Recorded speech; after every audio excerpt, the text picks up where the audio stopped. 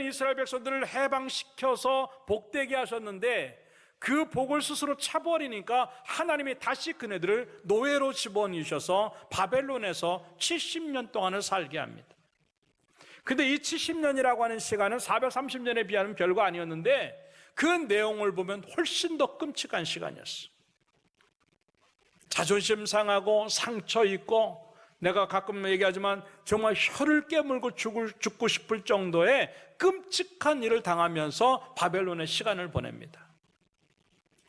그랬는데 그 시간이 갈수록 이제 우리가 어느 정도 시간이 지나면 하나님이 또 우리를 해방시키시겠다고 하는 그런 기대감이 가야 되는데 갈수록 어려우니까 절망밖에 안 남는 겁니다.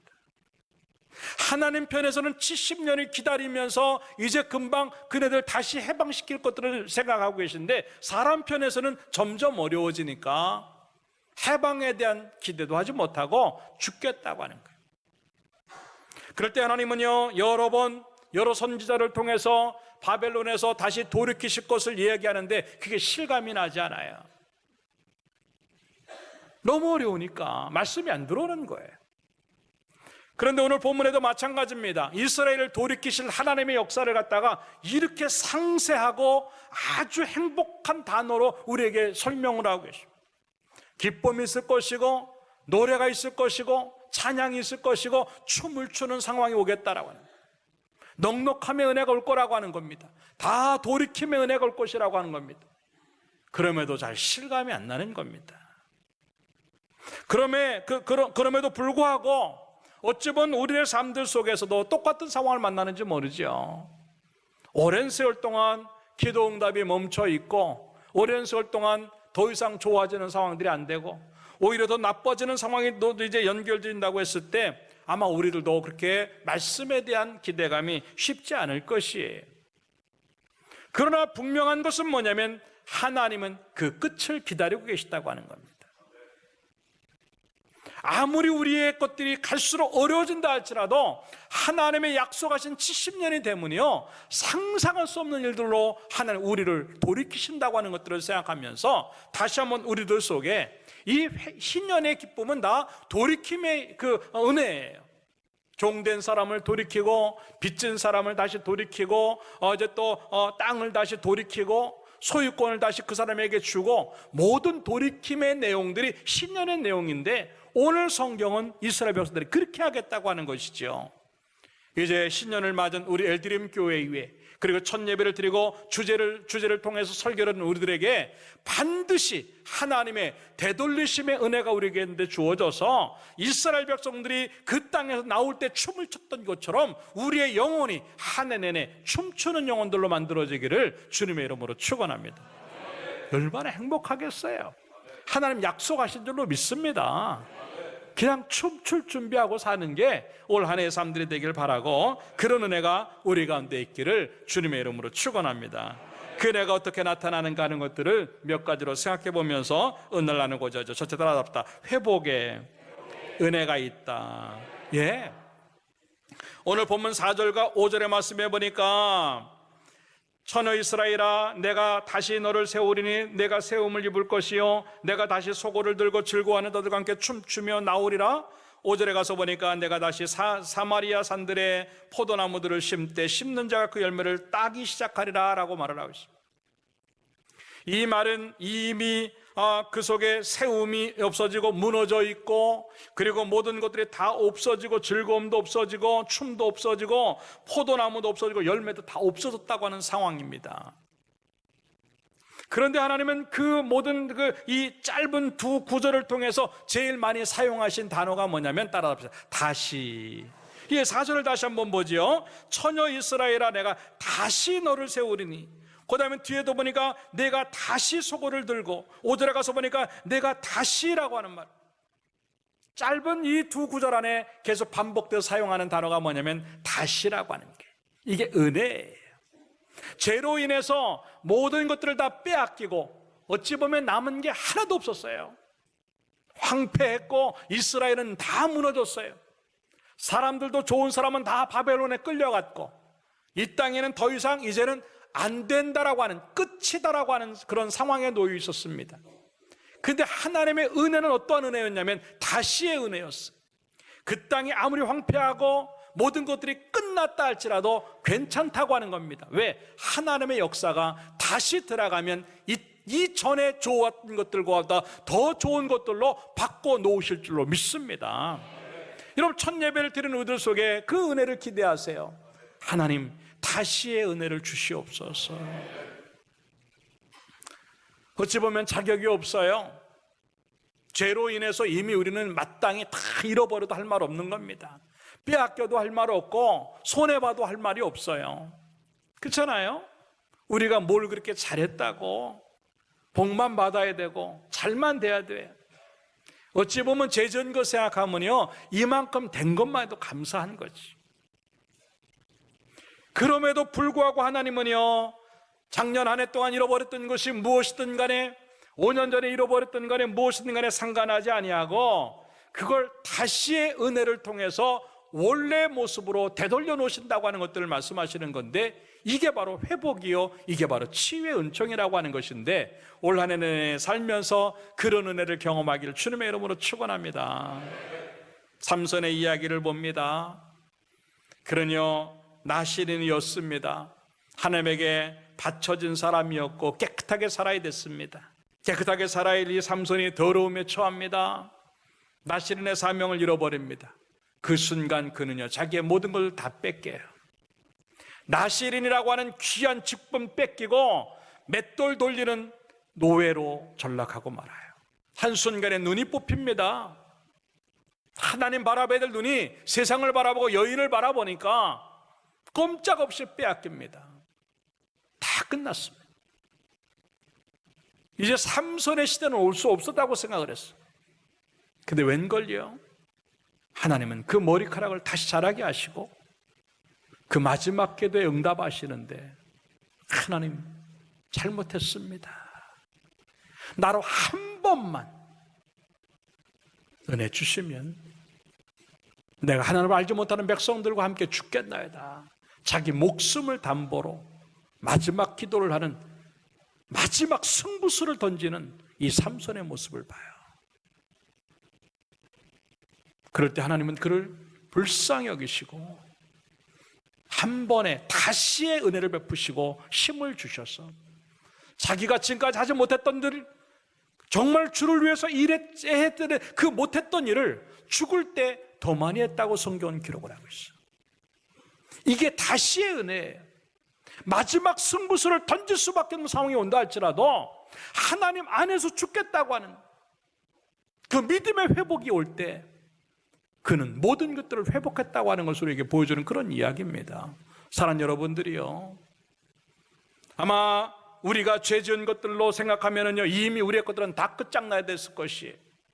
근데 아직도 지금 남겨놓으신 이유가 뭐냐면, 하나님께서 또다시 은혜를 베푸시고 두 번째 기회를 한 번 더 주시려고 주신 은혜인 줄로 믿고, 여러분 이 한 해를 시작하면서, 이 한 해를 지나가면서 다른 무엇보다도 회복의 은혜를 경험하기를 주님의 이름으로 축원합니다. 영이 회복되어져야 삶이 회복되어지는 거예요. 다윗의 이야기입니다. 시편 51편의 말씀에 보니까 11절에 이렇게 말합니다. 나를 주 앞에서 쫓아내지 마시며 주의 성령을 내게서 거두지 마소서. 12절에는요, 주의 구원의 즐거움을 내게 회복시켜 주시고 자원하는 심령을 주사 나를 붙드소서라고 고백을 해요. 바세바 사건을 통해서 하나님 앞에 끔찍한 죄를 짓고 난 이 다윗의 모양을 지금 얘기하고 있는 겁니다. 재미가 없어요. 왕이기 때문에 왕궁에서 살고 궁궐에서 살고 산의 진미를 먹고 자기 멋대로 통치하고 뭐든지 다 할 수 있는데, 가진 것들이 너무나 많은데 재미가 없어요. 그리고 불안해요. 두려워해요. 무엇 때문일까 하는 거죠. 돈이 없어서, 건강이 나빠졌기 때문에 외국에서 침략을 해서 아무것도 아니었어요. 외국에서 이제 다른 나라가 다윗 통치 때는 넘어올 생각조차도 못할 정도로 든든한 나라였고요, 다윗은 건강했고요, 여러 가지가 많았어요. 그런데도 두려운 거예요. 무엇 때문일까? 하나님이 없어진 거예요. 그래서 다윗은요, 우리 나라를 부강하게 해달라고, 나에게 용사가 많게 해달라고, 군사가 든든하게 해달라고, 경제가 발전하게 해달라고 이거 기도하지 않고 오늘 뭐라고 기도를 하냐면, 따라합시다. 주의 구원의 즐거움을 내게 회복시켜 주시고, 이거예요. 주의 구원의 기쁨이 내 속에 들어와야만 살 것 같습니다라고 하는 거예요. 자기가 그토록 원했던 밧세바를 취했는데도 밧세바를 보면서도 기쁘지 않아요. 이게 세상이라고 하는 거예요. 여러분들이 원하는 것들 다 가져도 하나님이 사라지는 순간 여러분의 기쁨을 끝나는 거라는 거예요. 그렇기 때문에 우리의 영혼들은요, 회복의 것들을 구해야 되는데 심령이 회복되어지고 영혼이 회복되어지고 믿음이 회복되어진다는 것들을 생각을 하고, 올 한 해 다른 무엇보다도 영혼이 회복되어지기를 주님의 이름으로 축원합니다. 그때 춤추는 거예요. 설사 조금 부족해도요, 하나님이 들어갈 때는요, 다윗은 춤추는 인생이었어요. 그는 왕이 아니었고 목동 시대에도요, 하나님 생각을 하면 너무 행복했어요. 지금보다 더 두려운 골리앗 앞에 서서도요, 다윗은 두렵지 않았어요. 왜? 그 속에 하나님이 계시니까 너무 행복한 거예요. 그게 회복되어지는 순간이요, 다윗은요, 평생 동안 하나님 앞에 찬송의 삶들을 살고 춤추는 인생을 살기 시작하는 거예요. 어찌 보면 우리 속에 이러한 기쁨이 사라지고 뭔가 우리들 속에 춤추는 일들이 줄어들었다고 한다면 상황 때문에 그런 게 아니고 내 속에 하나님이 없어진, 믿음이 없어진 거예요. 십자가의 은혜라고 하는 것이 바로 그런 것입니다. 예수 그리스도가 이 땅에 오셔서 우리를 위해서 죽으셨다. 회복 때문에 그런 거예요. 깨어진 관계, 깨어진 축복들, 깨어진 것들을 다시 주워 모아서 하나님 앞에 온전함을 이루도록 만들어내기 위해서 예수님이 대신 깨워주신 거예요. 자기를 깨워서, 자기를 깨트려서 나의 깨진 것들을 온전하게 하시려고 하는, 그게 십자가의 은혜예요. 그 십자가의 은혜는 결국 죽은 것도 생명으로 바꾸는 역사가 있을 줄로 믿습니다. 이게 회복이라고 하는 거예요. 여러분, 다 죽은 것 같고 끝난 것처럼 보여도 안 끝났습니다. 이스라엘 백성들이 바벨론에 70년 동안 너무 힘들어서 이제 끝이야, 우리는 안 돼. 그런데 하나님은 아니에요. 조금만 더 가보자고 해요. 70년을 기다리신 하나님, 빨리 그게 끝나기를 기다리신 하나님, 그러면서 그게 끝나자마자 우리가 춤추면서 본국으로 돌아오고 울면서 나온다 할지라도 기쁨으로 자기 나라로 돌아올 수 있도록 돌이킴의 은혜를, 회복의 은혜를 주신다고 하는 것인데, 사랑하는 여러분들, 여러분들에게 그런 은혜가 있기를 주님의 이름으로 축원합니다.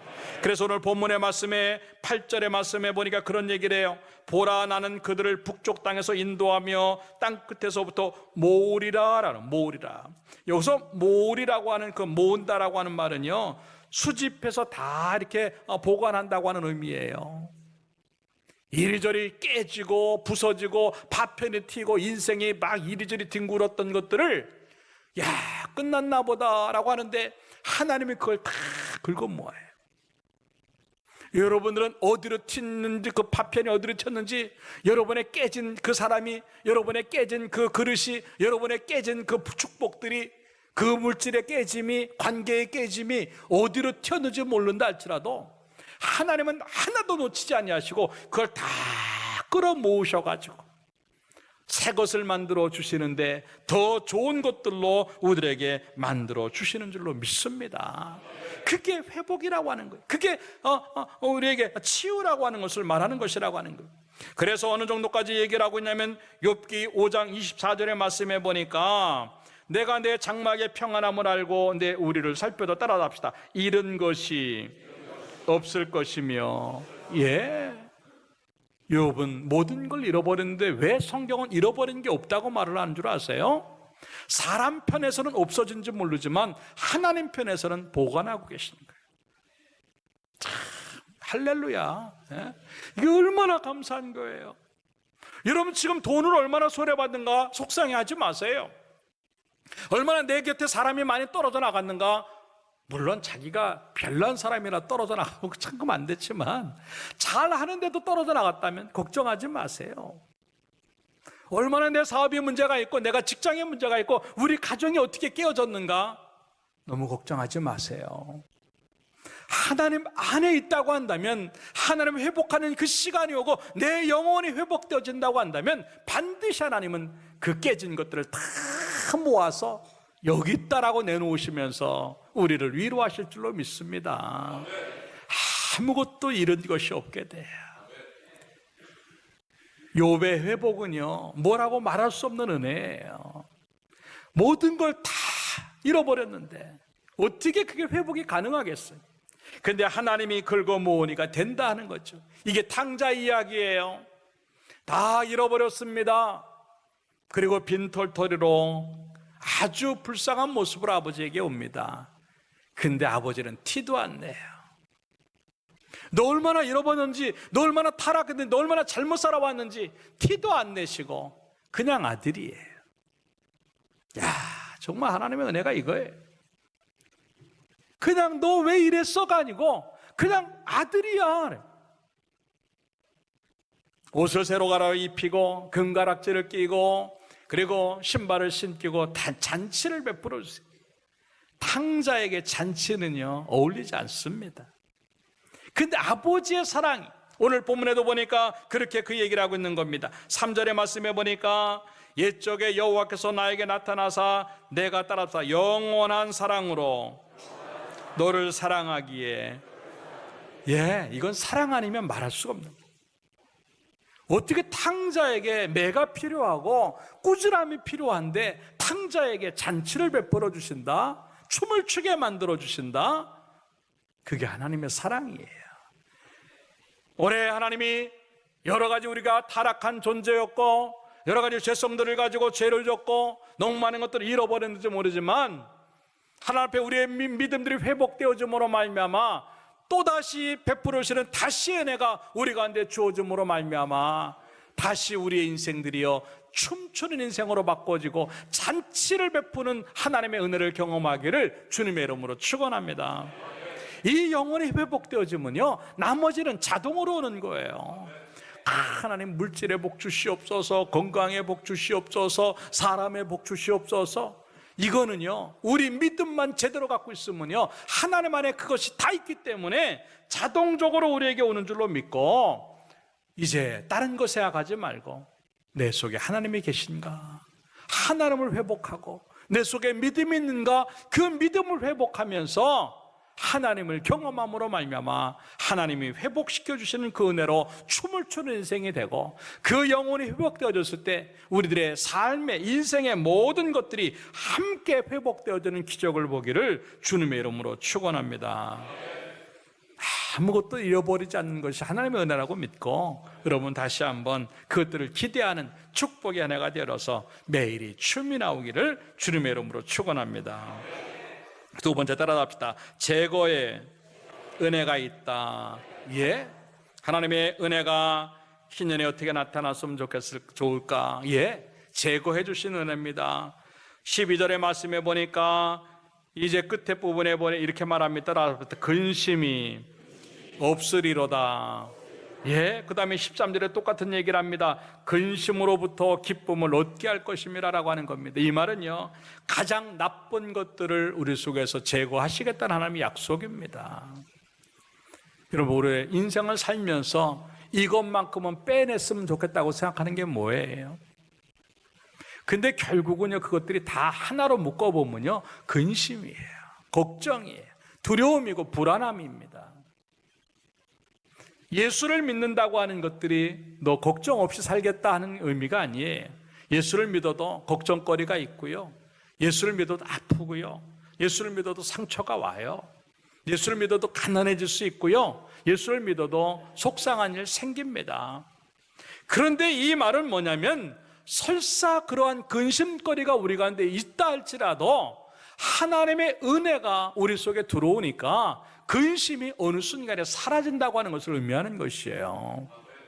여러분 올 한 해 하나님이 여러분 속에 계속 베풀어서 은혜가 들어감으로 말미암아 근심이 어느 순간에 알도 못하는 사이에 빠져나가는 그 기적을 경험하기를 주님의 이름으로 축원합니다. 그것이 요한복음 14장 27절에 나오고 있어요. 평안을 너희에게 끼치노니 곧 나의 평안을 따라서 나의 평안을 너희에게 주노라. 그러면서 또 마지막 부분에 너희는 마음에 근심하지도 말고 두려워하지도 말라, 그렇게 말을 하죠. 하나님이 그냥 처음부터 근심도 하지 말고 두려워하지 말라 그렇게 말씀하지 아니하고 먼저 평강을 너에게 준다라고 하는 말을 하세요. 그 이유가 뭐냐면 우리는 자꾸 근심이 없어지기만 바라지만 근심은 절대 없어지지 않아요. 예를 들어서 하나의 근심이 없어지면요 또 다른 근심이 또 들어와요. 그렇기 때문에 올 한해 여러분들 걱정거리가 줄어들기보다도 걱정하는 믿음이 없어지기를 주님의 여러분 축원합니다. 여러분 걱정할 건 한 가지밖에 없어요. 믿음 걱정만 잘하면 돼요. 내 믿음이 좋은가? 내가 하나님 안에 거하는가? 내 영이 살아있는가? 이거 걱정하면요 세상 걱정 안 해도 되는 거예요. 근데 왜 세상 걱정이 자꾸 들어오냐면 하나님의 기쁨이 밀고 들어오질 못하기 때문에 그래요. 성경에 많은 이제인들이요 그런 모습을 사는 겁니다. 걱정거리가 있음에도 불구하고 기뻐할 수 있고 그럼에도 춤출 수 있는 이유가 뭐냐면 하나님의 기쁨이 그 속에 들어오고 하나님의 은혜가 그 속에 밀고 들어오고 하나님의 평강이 그 속에 들어오니까요 걱정이 어느 순간에 사라지고 마는 거예요. 올 한해 여러분들 걱정거리 없으려고 희망저망 뛰지 말고 믿음 걱정하면서 믿음 키울 때 여러분 속에 있는 걱정이 자동적으로 사라지게 될 줄로 믿습니다. 초대교회 성도들이 그런 모습이었습니다. 티테디오스라고 하는 말이 있어요. 이 말은 헬라어로 근심하지 않는 사람이라고 하는 뜻입니다. 이 학자가 초대교회 1세기에 어떻게 성도들이 살았는가 하는 것들을 연구하면서 어떠한 발견을 했는데 그 발견이 뭐냐면 모든 신앙 좋은 사람 앞에는 티테디오스라고 하는 말이 써 있더라고 하는 거죠. 예를 들어서 베드로를 보니까 티토디오스 베드로라고 이렇게 써 있다고 하는 거예요. 이게 뭔가 근심하지 않는 사람 베드로라고 하는 거예요. 근심하지 않는 사람 베드로. 베드로뿐이겠어요? 모든 제자들이 그리고 성도들이 전부 자기 이름 앞에는요 티테디오스 근심하지 않는 사람 아무개라고 다 썼다고 하는 거죠. 이 은혜가 우리 가운데 있기를 주님의 이름으로 축원합니다. 근심이 있지요. 왜 없어요? 눈만 뜨면 근심거리인데 근데 왜 근심하지 않는 사람이 되느냐? 하나님 때문이에요. 그것이 오늘 본문의 12절에는 뭐라고 말을 하고 있냐면 그들이 와서 시온의 높은 곳에서 찬송하며 여호와의 복 곧 곡식과 새 포도주와 기쁨과 기름과 어린 양의 떼와 소의 떼를 얻고 크게 기뻐하리니 따라 그 심령은 물된 동산 같겠고 다시는 근심이 없으리로다. 믿습니까? 이스라엘의 기후는요 비가 오지 않는 기후이기 때문에 땅이 아주 척박하고 메말라요. 아주 거칠고 사막과 같고 광야에 끔찍한 지역입니다. 그런데 성경은 우리에게 뭐라고 말을 하고 있냐면 너희 심령이 물된 동산 같다라고 하는 거예요. 가뭄이 있고 메마름이 있지만 물이 들어가는 그 동산에는요 아무것도 느끼지 못하는 거예요. 그냥 푸르름 자체예요. 열매 자체가 되는 겁니다. 마찬가지예요. 우리의 삶들도 얼마나 많이 걱정과 근심 때문에 아니면 여러 가지 속상하고 어려운 일 때문에 인생이 쪽쪽 갈라지는 것 같이 느껴요. 메마르게 느껴지고 소망이 없이 느껴질 때가 얼마나 많아요. 그럼에도 걱정하지 말라는 겁니다. 왜? 하나님의 은혜가 우리 가운데 역사되어지니까 나는 물된 동산에 있는 것처럼 하나님의 은혜가 계속 공급되어지니까 걱정이 사라지더라고 하는 것인데 올 한 해 살아가면서 물된 동산의 은혜가 주어지기를 주님의 이름으로 축원합니다.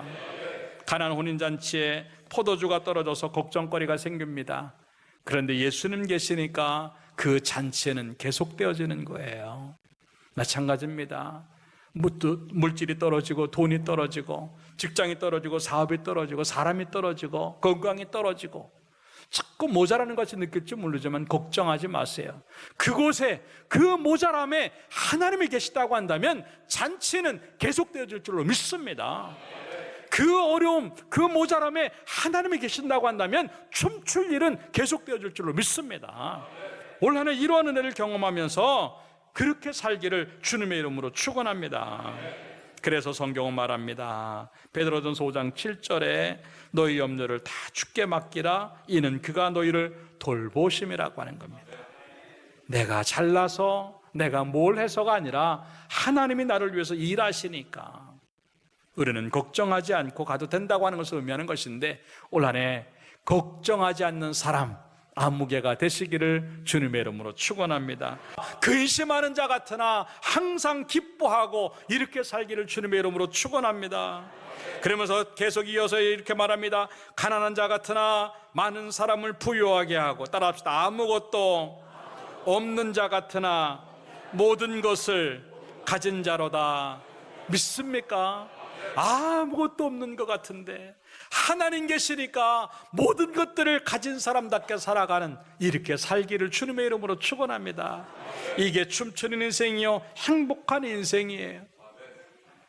마틴 루터가 그래서 그런 얘기를 하는 것입니다. 걱정과 근심하는 것은 문제가 크기 때문이 아니다. 그것은 불신앙 때문이다 그랬어요. 문제가 아무리 커도요 그 문제는 하나님 앞에 아무것도 아닌 것을 기억하면서 하나님 때문에 문제가 있어도 문제 없는 사람 같이 살아가기를 주님의 이름으로 축원합니다. 얼굴 피세요. 얼굴에서 크게 나타나야 됩니다. 다시 한번 힘내시고 걱정하지 않고 춤추는 한 해가 되기를 주님의 이름으로 축원합니다. 왜? 하나님이 내 걱정과 근심을 제거하시기 때문에 그렇습니다. 이게 신연의 은혜. 마지막 세 번 따라붙다. 만족의 은혜가 있다. 이제 오늘 14절의 말씀해 보니까 내가 기쁨으로 세상들의 마음을 흡족하게 하며 내 복으로 내 백성을 만족하게 하리라라고 하는 겁니다. 참 멋있는 하나님이에요. 죄로 인해서 너무나 많은 것들 가질 수 없는 자입니다. 잃어버리고 손해보고 깨져도 할 말이 없는 우리들의 모습입니다. 그럼에도 불구하고 하나님은 이렇게 말씀하십니다. 내가 만족하게 하겠다고. 이게 약속이요 은혜인 줄로 믿고 올해는 그 약속 때문에 우리의 마음이 넉넉해지고 만족하며 은혜가 경험되어지기를 주님의 이름으로 축원합니다. 아까 다윗의 이야기도 얘기했지만 다윗은 무엇이 있었기 때문에 행복한 사람이 아니었어요. 그는 항상 사나 죽은 하나님이었어요. 시편 23편이 그걸 얘기하고 있지만 특별히 5절의 말씀에 보니까 주께서 내 원수의 목전에서 내게 상을 차려주시고라고 하는 고백을 합니다. 그럴 때 내 자신이 넘치나이다라고 말을 하는 겁니다. 내가 뭘 성공을 해서 상을 차리고 내가 무슨 대단한 일을 해서 상을 차리고 인생은 그러기가 쉽지 않아요. 근데 하나님이 역사하시니까 우리에게 파티를 열어줄 정도로 상을 차려주시니까 내 자신이 넘치나이다라고 고백을 하는 것인데 올 한 해 하나님이 여러분의 삶들 속에 잔치상을 차려주는 축복이 있기를 주님의 이름으로 축원합니다. 초상집같이 그렇게 살던 인생이라 할지라도 하나님 들어가면요 그게 잔치집으로 변하는 거예요. 이것을 위해서 하나님은요 모든 것들을 다 회복을 시켜서 넉넉하게 만드신다고 말을 하고 있습니다. 그러나 아직 그 넉넉함이 오진 않았어요. 그러나 그 넉넉함의 약속을 기대하면서 지금부터 춤을 추라고 하는 얘기예요. 여러분들 아직까지 여러분의 문제가 해결되지 않았고 새해를 넘어왔음에도 불구하고 아직 응답이 없는 게 있고 새해를 넘어왔음에도 불구하고 아직도 여러분 고난의 한복판에 있는 사람도 있을 것이에요. 걱정하지 말아요. 고난 한복판을 가더라도 그 길을 계속 가다 보니까 어느 순간에 그 길이 비단길이 될 줄로 믿습니다. 왜? 하나님이 계속 우리들에게 그것을 만들어 주시기 때문에 상을 차려 주시기 때문에 그렇다고 하는 거예요. 이사야 58장 11절에 그래서 그런 얘기를 합니다. 여호와가 너를 항상 인도하여 따라잡시다. 메마른 곳에서도 내 영혼을 만족해 하며. 예, 하나님은요 상황이 좋기 때문에 만족하라고 말하지 않아요. 메마른 땅 그 한가운데 있더라도 만족해 하신다고 하는 겁니다. 왜? 그거 상관없어야 되는 겁니다.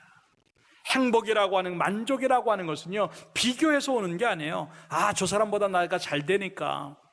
조건 때문에 오는 게 아니에요. 건강하니까, 돈이 있으니까, 괜찮으니까 행복한 게 아니에요. 비록 그런 것들이 없다 할지라도 하나님 계시기 때문에 든든한 거예요. 올해는 아직 해결되지 않은 문제가 있다 할지라도 하나님 때문에 든든해 하시기 바랍니다. 그렇기 때문에 디모데전서 6장 6절에 그런 얘기를 해요. 그러나 자족하는, 여기서 자족하는 것은 스스로 만족해 하는 겁니다. 누구랑 비교했기 때문에, 뭐가 조건이 맞아떨어지기 때문에 만족하는 것이 아니라 그냥 스스로가 만족이 되는 거예요. 그러면서 자족하는 마음이 있으면 경고는 큰 이익이 된다. 믿음이 복이 되려고 하면은요, 우리 속에 자족하는 마음이 있어요. 올해 없다 그렇게 살지 말고요, 하나님 때문에 된다 그러고 살길 바랍니다. 그게 자족이에요. 그러면서 뭐라고 말하냐면 7절에 우리가 세상에 아무것도 가지고 온 것이 없음에 또한 아무것도 가지고 가지 못하리니 우리가 먹을 것과 입을 것이 있은즉 족한 줄로 알 것이니라. 야, 어려운 얘기지만도 지금 먹을 게 없는 사람이 어디 있어요? 입을 게 없는 사람들이 어디 있어요? 너무 잘 먹고 잘 살지요. 그런데도요, 지금은 너무 잘 살아서 죽는 사람이 많아요. 왜? 만족이 없기 때문에 그래요. 근데 그 만족 무엇 때문에 없을까? 욕심 때문에 그래요. 더 가져야 된다고 하는 새, 더. 그 욕심이 채워지지 않으니까 항상 허한 거예요. 마음에 허해. 빈 것 같고 뭔가 쓸쓸하고, 그러니까 또 잡으려고 그러고. 그런데 세상의 것 채워지지가 않는 거예요. 눈은 보아도 족함이 없고 귀는 들어도 채워지지 않는다고 성경 전도서는 말하고 있어요. 그렇기 때문에 인간 것들을 계속 집어낸다 그래서 만족이 오는 게 아닙니다. 설사 그런 것들이 부족하다 할지라도 하나님 들어가면 허한 마음이 든든해지고, 하나님 들어가면 없다고 느껴지는 곳 속에 다 가진 자처럼 살 수 있는 그런 은혜가 있을 줄로 믿습니다. 여러분, 세상의 것들을 욕심으로 채우려고 하지 말고 하나님을 자꾸 잃어버린 인생에 집어넣음으로 말미암아 세상에 채워지지 않은 것들을 하나님 때문에 해결하기를 주님의 이름으로 축원합니다. 그럴 때 우리의 삶이 진정한 삶이 되고 춤추는 삶이 될 수 있다고 하는 것을 우리에게 보여주는 거예요. 그런데 그것을 지금 누리는 사람이 있다니까요. 그 사람이 믿는 사람인 줄로 믿습니다. 나와 여러분들이 그것을 지금 경험하는, 안식을 경험하고 휴식을 경험하고 행복을 경험하고 춤을 경험하는 그 삶을 살기를 주님의 이름으로 축원합니다. 그게 예수 믿는 것이에요.